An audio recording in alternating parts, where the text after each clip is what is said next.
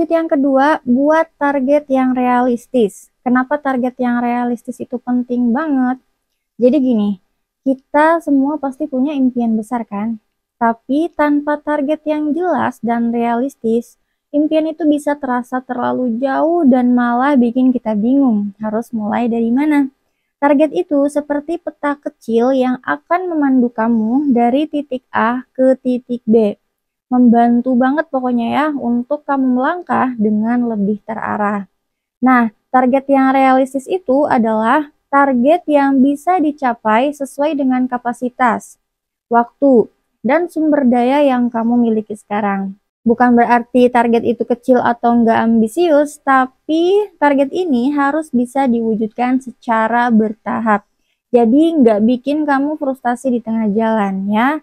Nah, ciri-cirinya target yang realistis itu yang pertama spesifik dan terukur.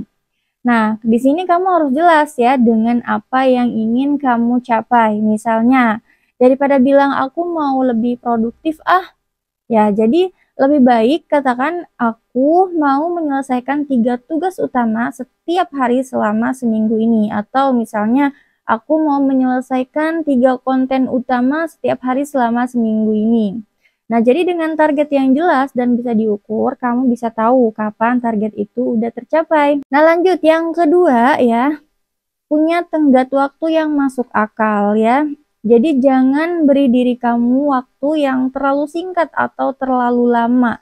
Misalnya ya, kalau kamu mau belajar skill baru, tentukan berapa lama kamu realistis untuk bisa menguasainya.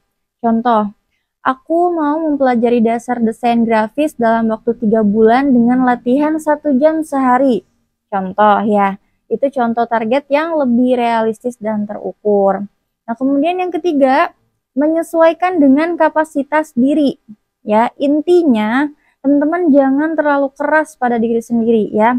Pahami batasanmu, entah itu dari segi waktu, energi, atau kemampuanmu saat ini. Jangan sampai ya target yang kamu buat malah bikin kamu stres dan kehilangan motivasi. Ya itu jangan ya teman-temannya.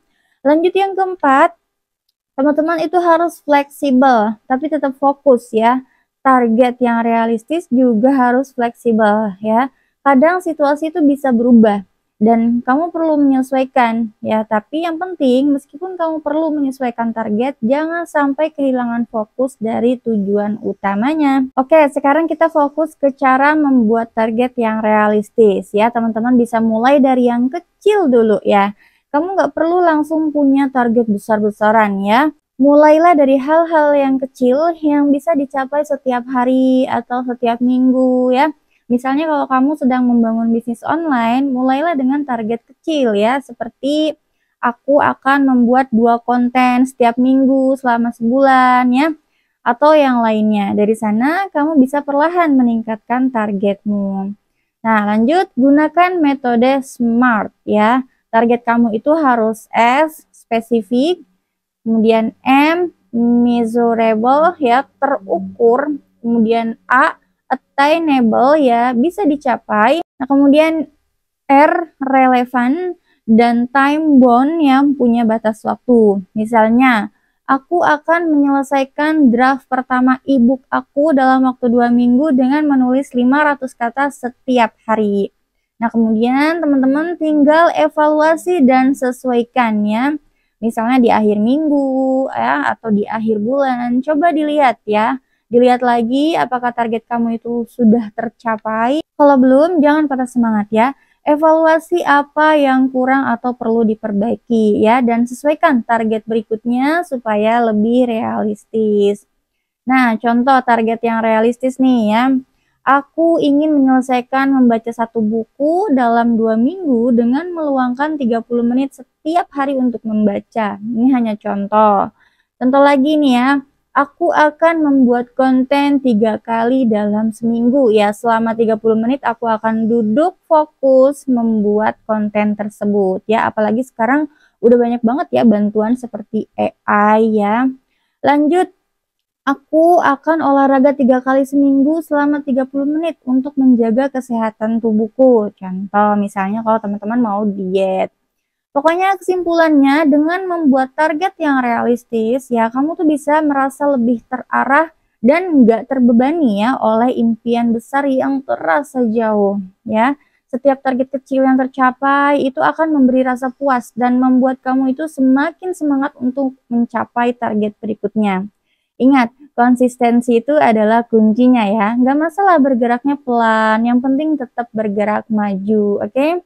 Seperti yang Mbak San sudah lakukan selama 13 tahun berkecimpung di dunia digital, baik itu fashion atau produk-produk digital seperti e-book dan segala macamnya, itu alhamdulillah ya Mbak San konsisten dengan langkah-langkah kecil ya, dengan goal-goal yang benar-benar terukur ya teman-teman ya.